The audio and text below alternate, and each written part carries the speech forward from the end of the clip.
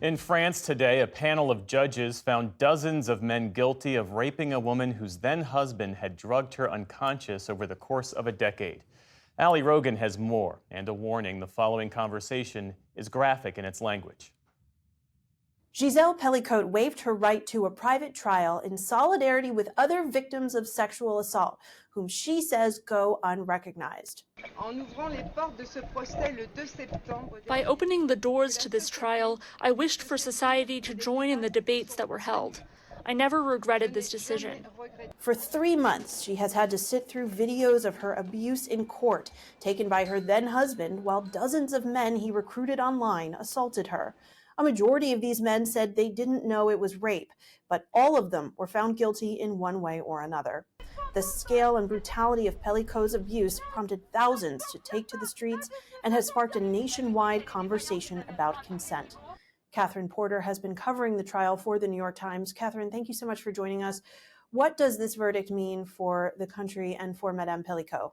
Well, for Madame Pellicotte, it was the verdict she was looking for. But more than the verdict, she wanted to spark a large conversation in France about rape, the prevalence of rape, how the country treats rape victims. And by that measure, she's clearly succeeded. Her trial and her decision to make it public and force the country to look rape in the face by watching these videos of her comatose body being probed and penetrated by strangers has really started a national conversation about relationships between men and women, about consent, about rape culture. These type of conversations that were much more common in North America and after Me Too, but never really cracked here in France, are now fully taking place. You have been at the court in Avignon since the beginning. What has the scene been like? The response to the verdict, so that her husband, or ex-husband, Dominique Pellicotte, was found guilty of the maximum 20 years in prison. The other men were all convicted, mostly of rape, but they were given sentences that were more lenient. On average, most of them were between 6 and 9 years in prison, and 6 of them walked free today because they'd already spent enough time in prison during the trial or before the trial that they had no more prison time. That infuriated quite a few of the feminists who have been following this case and very closely in Avignon. They said to me that they felt like the message was you can get away with rape. Why has this particular case resonated so deeply, not just within France, but really all around the world?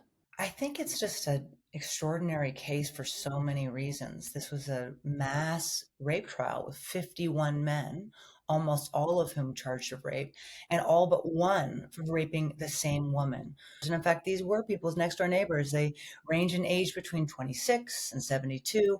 The French press were calling them Monsieur Tout le Monde, Mr. Everyman. And then there's Madame Pellicotte's frankly courageous decision to cast a massive spotlight on her own intimate horror.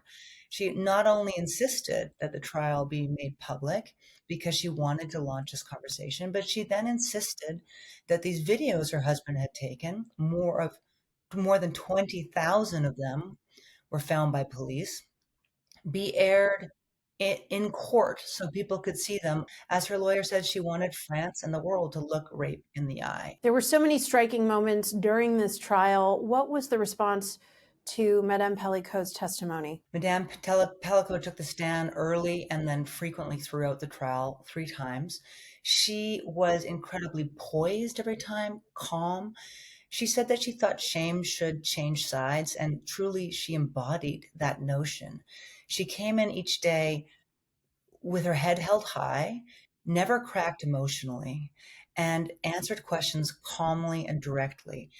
And every time one of the lawyers would say, well, you could see how he might have thought.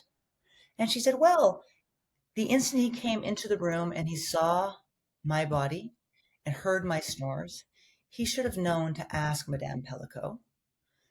And he should have turned around and left and called the police. And not one of these 50 men phoned the police. A stunning trial with the verdict coming today. Catherine Porter, who's been covering it since the beginning, thank you so much for joining us. Thank you for having me.